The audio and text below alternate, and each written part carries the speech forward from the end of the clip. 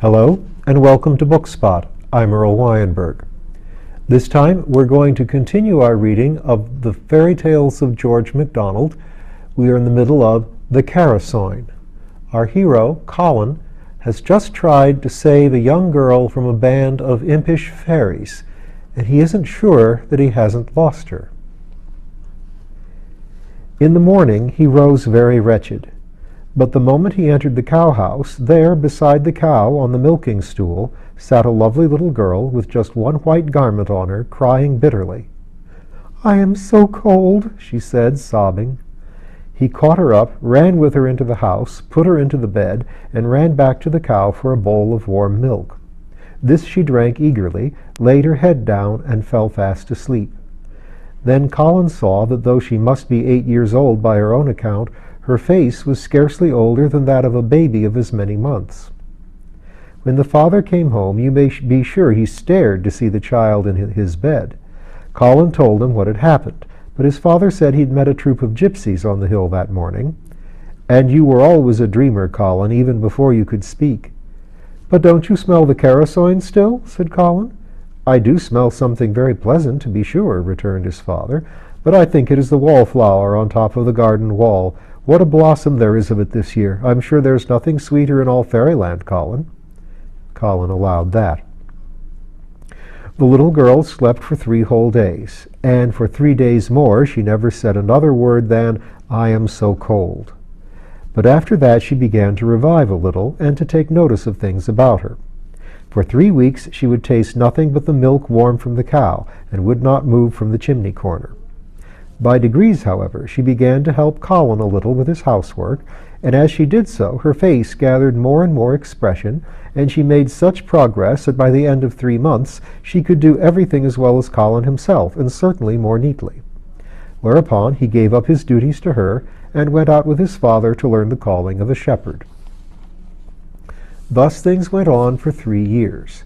And Fairy, as they called her, grew lovelier every day, and looked up to Colin more and more every day. At the end of the 3 years, his father sent him to an old friend of his, a schoolmaster. Before he left, he made Fairy promise never to go near the brook after sundown. He had turned it into its old channel the very day she came to them. And he begged his father especially to look after her when the moon was high, for then she grew very restless and strange, and her eyes looked as if she saw things other people could not see. When the end of the other 3 years had come, the schoolmaster would not let Colin go home, but insisted on sending him to college, and there he remained for 3 years more. When he returned at the end of that time, he found Fairy so beautiful and so wise that he fell dreadfully in love with her, and Fairy found out that she had been in love with him since ever so long, she did not know how long. And Colin's father agreed that they should be married as soon as Colin should have a house to take her to. So Colin went away to London and worked very hard till at last he managed to get a little cottage in Devonshire to live in. Then he went back to Scotland and married Fairy. And he was very glad to get her away from the neighbourhood of the Queen, who was not to be depended upon. Chapter 7. The Banished Fairies. Those fairies had for a long time been doing wicked things. They had played many ill-natured pranks upon the human mortals, had stolen children upon whom they had no claim, had refused to deliver them up when they were demanded of them, had even terrified infants in their cradles, and, final proof of moral declension in fairies, had attempted to get rid of the obligations of their word by all kinds of trickery and false logic. It was not till they had sunk thus low that their queen began to long for the Carasoyn.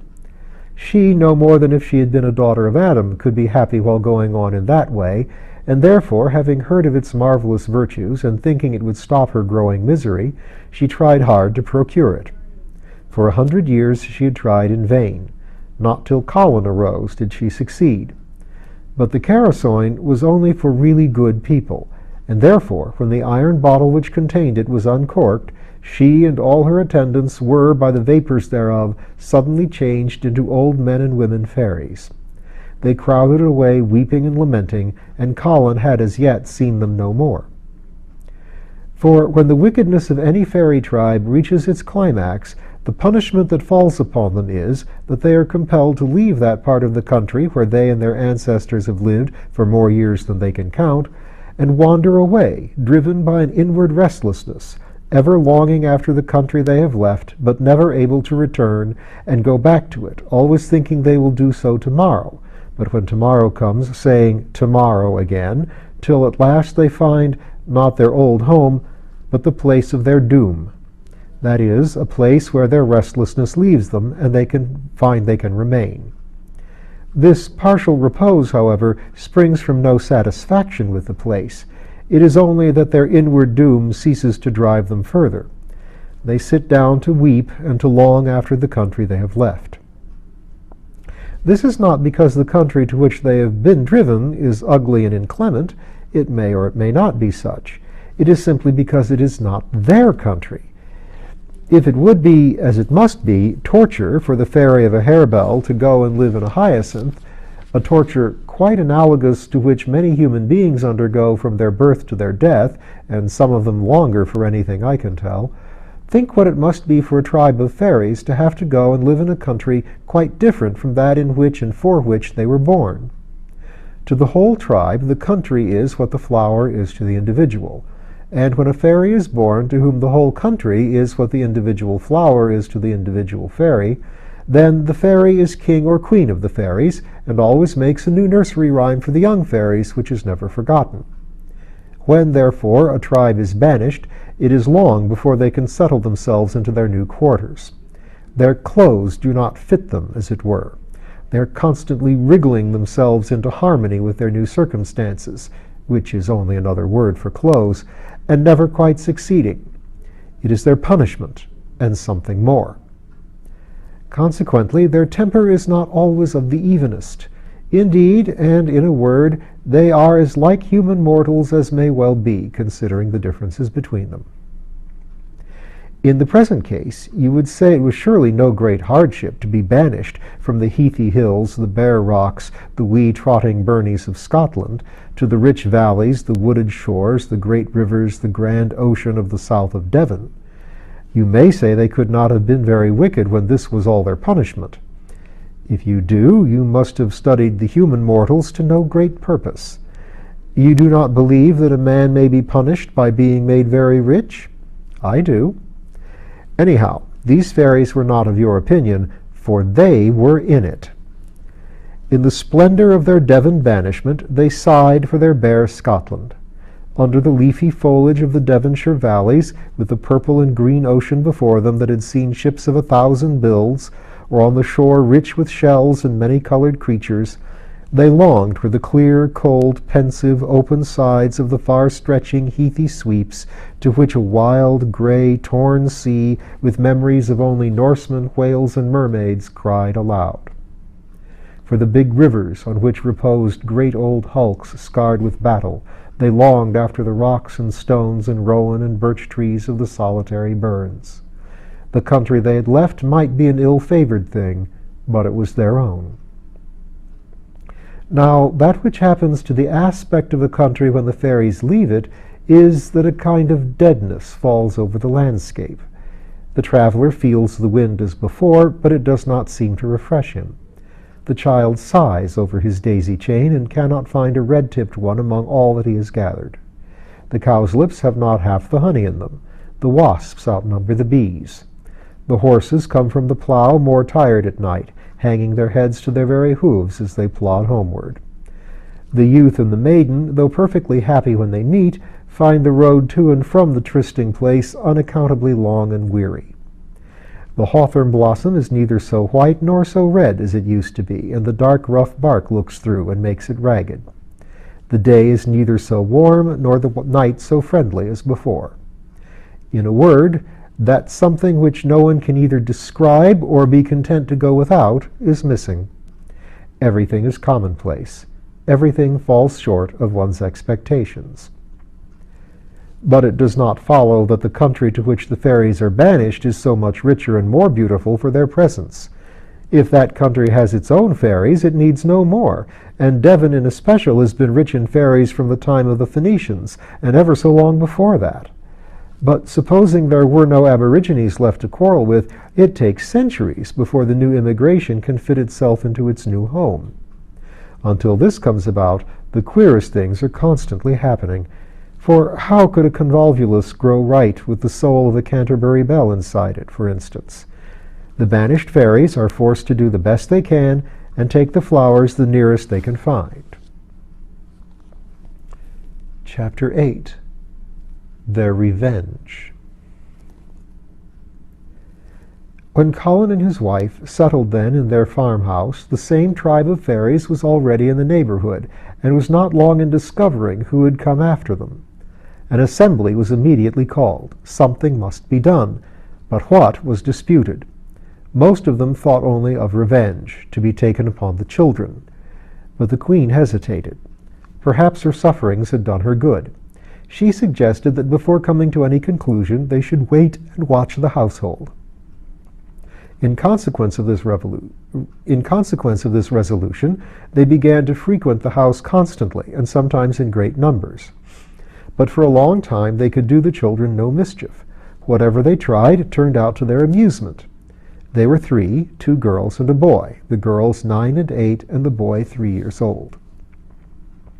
When they succeeded in enticing them beyond the home boundaries, they would at one time be seized with an unaccountable panic and turn and scurry home without knowing why.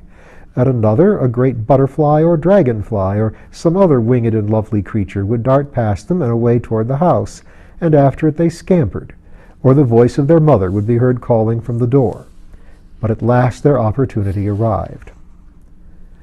One day the children were having such a game. The sisters had blindfolded their little brother, and were carrying him now on their backs, now in their arms, all about the place, now upstairs, talking about the rugged mountain paths they were climbing, now down again, filling him with the fancy they were descending into a narrow valley. Then they would set the tap of a rain barrel running, and represent that they were traveling along the bank of a rivulet. Now they were threading the depths of a great forest, and when the low of a cow reached them from a nigh field, that was the roaring of a lion or a tiger. At length they reached a lake into which the rivulet ran, and then it was necessary to take off his shoes and socks, that he might skim over the water on his bare feet, which they dipped and dabbled now in this tub, now in that, standing for farm and household purposes by the water butt.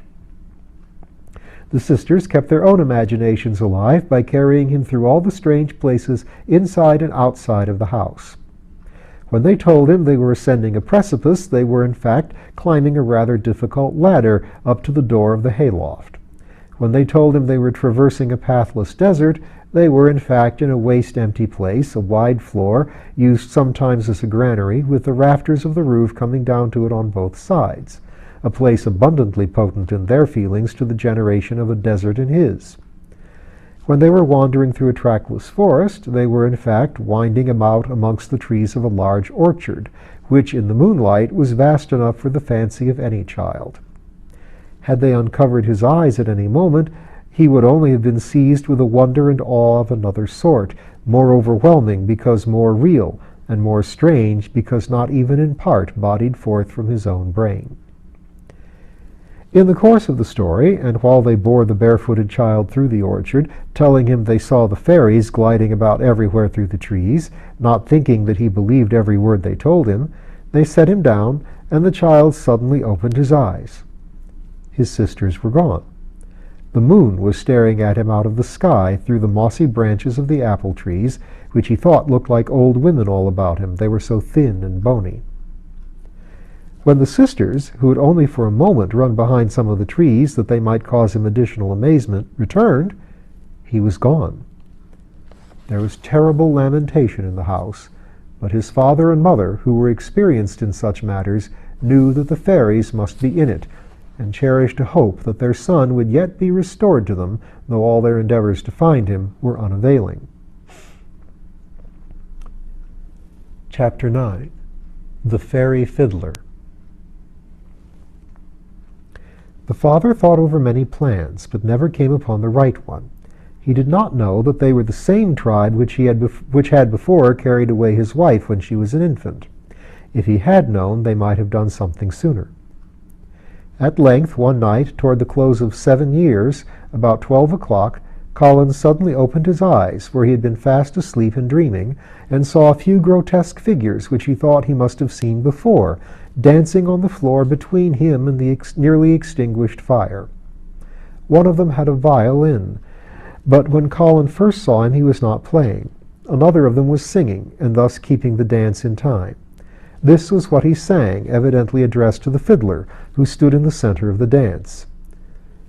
"Peterkin, Peterkin, tall and thin, what have you done with his cheek and chin? What have you done with his ear and his eye? Hearken, hearken, and hear him cry." Here Peterkin put his fiddle to his neck and drew from it a wail just like the cry of a child, at which the dancers danced more furiously. Then he went on playing the tune the other had just sung, in accompaniment to his own reply.